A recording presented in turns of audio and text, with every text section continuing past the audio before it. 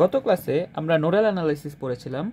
আজকে আমরা সেই নোডাল অ্যানালাইসিসেরই একটা ম্যাথ সলভ করব এবং সুপার নোডের কনসেপ্টটা শিখব এবং সেই রিলেটেড একটা ম্যাথ সলভ করব।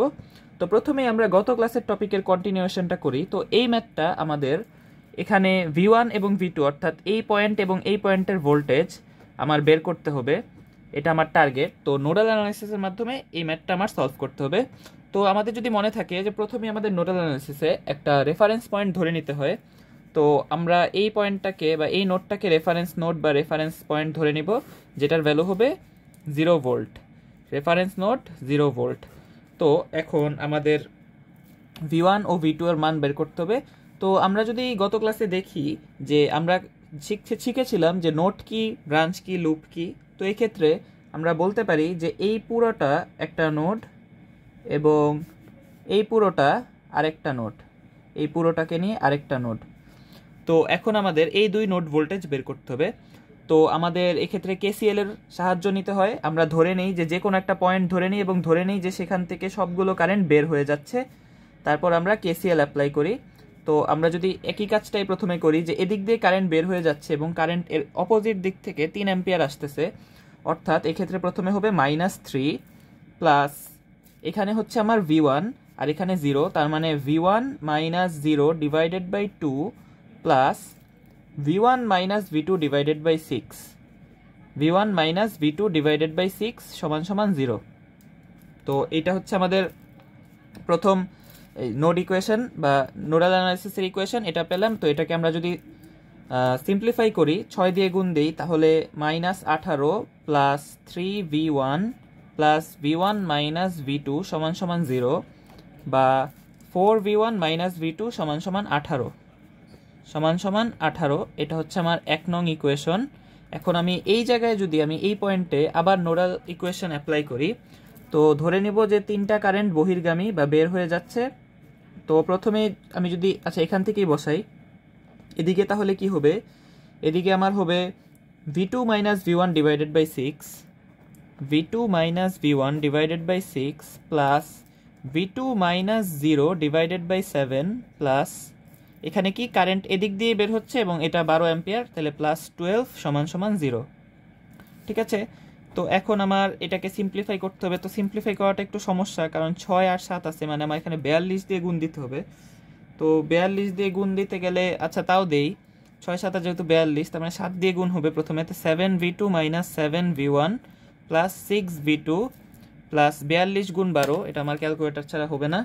42 গুণ 12 সমান সমান 504 সমান সমান 0 বা এক্ষেত্রে -7V1 plus 13V2 -7V1 plus 13V2 সমান সমান -504। এটা আমার দ্বিতীয় ইকুয়েশন। তো এবার আমি 1 ও 2 নং ইকুয়েশন সলভ করে V1 এবং V2 এর ভ্যালুটা বের করব। তো প্রথমে আমি যদি V1 ও V2 এর ভ্যালু বের করতে যাই, 4 - 1 18 -7 13 -504, তাহলে আমার V1 এর ভ্যালু আসে -6 ভোল্ট, V2 এর ভ্যালু আসে আমার -42 ভোল্ট, 42 ভোল্ট। তো এভাবে আমি V1 ও V2 এর মান বের করেছি। তো এভাবে আমি আমার এই ম্যাথটা সলভ করলাম। তো আজকের এটা আমার গত ক্লাসেরই কন্টিনিউয়েশন ছিল। তো আজকে আমাদের টার্গেট হলো সুপার নোড, এটা সম্বন্ধে বোঝা। তো এটা হচ্ছে আমাদের সেই সুপার নোডের প্রবলেমটা।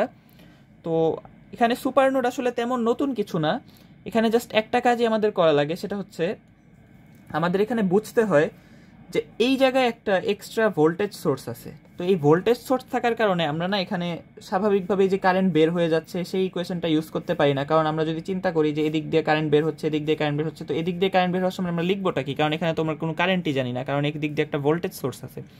তো এক্ষেত্রে আমাদের একটা সুপার নোড বের করে নিতে হয়। তো প্রথমে আমরা যদি রেফারেন্স পয়েন্টটা ধরে নিই যে রেফারেন্স পয়েন্টটা আবার এটা 0 ভোল্ট, তো তার মানে নিশ্চয়ই আমরা এই নোডের ভোল্টেজটা জানি, যেটা হচ্ছে 20 ভোল্ট। তো এটা যদি 20 ভোল্ট হয়ে থাকে, তো এখন আমার টার্গেট হচ্ছে সেই V1 ও V2 বের করা। আশা করি আমরা এতক্ষণে বুঝেছি এবং এই নোড যে পুরোটা এটা, সেটাও আমরা আশা করি বুঝতে পেরেছি। তো এই পয়েন্টে V2 আর এই পয়েন্টে V1টা আমাদের বের করার টার্গেট। তো এখন আমাদের সুপার নোডের ক্ষেত্রে কি করতে হয় যে আমাদের জাস্ট এই জায়গার এই ওভারঅল দুইটা নোড মিলায় একটা নোড ধরতে হয়। এই বড় নোডটাকে আমরা সুপার নোড বলে থাকি। ঠিক আছে। তো প্রথমেই আমরা সুপার নোড যখন খাটাতে যাব, তখন জাস্ট এদিক থেকে ধরবো কারেন্ট বের হচ্ছে, এদিক থেকে কারেন্ট বের হচ্ছে, এবং দুইটা নোড যেহেতু আমি কম্বাইন করে ফেলেছি তাই আমি একই ইকুয়েশনে এদিকে কারেন্ট যাওয়াটাকেও ধরবো, এদিকে কারেন্ট যাওয়াটাকেই ধরবো, সিম্পল, জাস্ট একটুকি। তো এক্ষেত্রে আমরা যদি প্রথমে ধরি তাহলে হবে V1 minus 20 divided by 5 plus V1 minus 0 divided by 10 plus V2 minus 0 divided by 20 plus current যাচ্ছে এদিকে আর আসতেছে এদিক দিয়ে, তার মানে -4 সমান সমান 0। আশা করি দেখা যাচ্ছে। আচ্ছা, তো এখন আমার তাহলে 20 দিয়ে গুণ দিতে হবে, তার মানে 4V1 minus 80 plus 2V1 plus V2 minus 20 দিয়ে গুণ দিছি, 4 20 কত হয়, 4 20 80 হয় নিশ্চয়ই। আচ্ছা, 80 সমান সমান 0, বা 4V1 2V1 6V1 plus V2 সমান সমান 80 যোগ 80 160, বা আচ্ছা এটাই তো আমাদের ইকুয়েশন এসে পড়লো, এটা আমার 1 নং ইকুয়েশন। এখন আমার 2 নং ইকুয়েশনের ক্ষেত্রে আর তো কিছু করার দেখছি না, কিন্তু এটা আসলে খুবই ইজি, আমরা দেখতেই পাচ্ছি যে এই V1 আর V2 আর দুইটার বিভব পার্থক্য 10 ভোল্ট। তাহলে জাস্ট বলে দিব যে V1 মাইনাস V2 সমান সমান 10 ভোল্ট, এই যে আমার দ্বিতীয় ইকুয়েশন। জিনিসটা আরও সহজ। তো যাই হোক, তো এখন আমি V1 আর V2 এর মানটা আবার ক্যালকুলেটরের মাধ্যমে যদি সলভ করি তাহলে আমরা যেটা পাই, প্রথমে 6 1 160 আর 1 মাইনাস 1 10।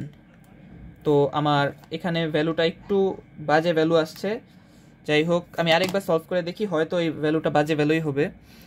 6 1 160 1 মাইনাস 1 10, আচ্ছা বাজে ভ্যালুই, 24.28 ভোল্ট, আর V2 এর ভ্যালুটা হচ্ছে আমার 14.28 ভোল্ট।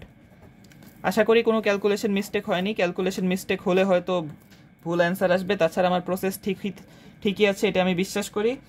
তো আশা করি আজকের ক্লাসটা বুঝতে পেরেছো। যদি কোনো কিছু না বুঝে থাকো তাহলে গত ক্লাসটা দেখতে পারো, গত ক্লাসে আমি ইন ডিটেলসে নোডাল অ্যানালাইসিস বুঝিয়েছিলাম। তো আশা করি ক্লাসটি ভালো লেগেছে, ক্লাসটি ভালো লাগলে ইনশাল্লাহ পরবর্তী ক্লাসে দেখা হবে। আসসালামু আলাইকুম।